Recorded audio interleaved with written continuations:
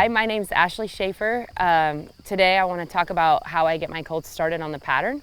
When I first get a horse in, when I start them on the pattern always depends on how far along they are when I get them and who started them. You know, if my husband starts them, usually I can go straight to the pattern because he knows exactly what I like, and he, you know, goes ahead and puts those buttons on them. So when I get them, they're usually ready to go to the pattern.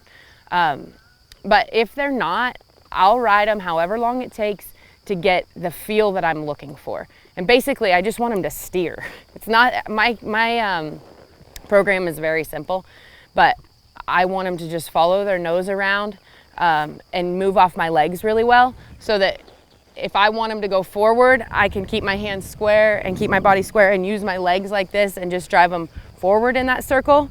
But if I want them to finish the turn, I can just bring my hand here and lay this outside rein on them and lay this outside leg on them and ask them to step their front end across like this. So as soon as they'll do that, then I go to the pattern. But if they won't even do that off of the barrel, I'm not gonna start them on the barrel, you know, because there's no sense in it.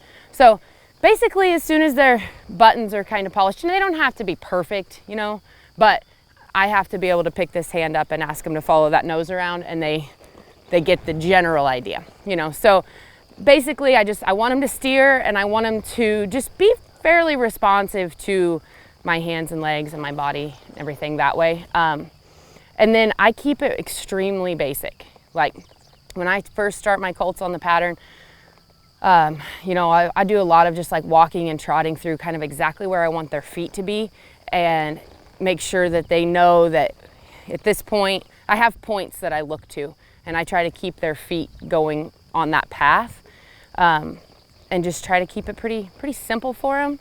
And then later, after I feel like they have the basic gist of the pattern, then I'll complicate it a little bit more for them, because then a lot of times I have to kind of throw them for a loop, because they get to thinking that they know more than me, and then they're trying to beat me to the punch, and they might try to step into the turn earlier than I wanted them to. I want them to get to that spot, and they say, oh, here comes the barrel, let's turn. So later I'll complicate it a little bit, but at first it's just right where their feet, you know, right where I want their feet to be. And then I also do a lot of drills off of the actual barrels. Not necessarily drills, I guess.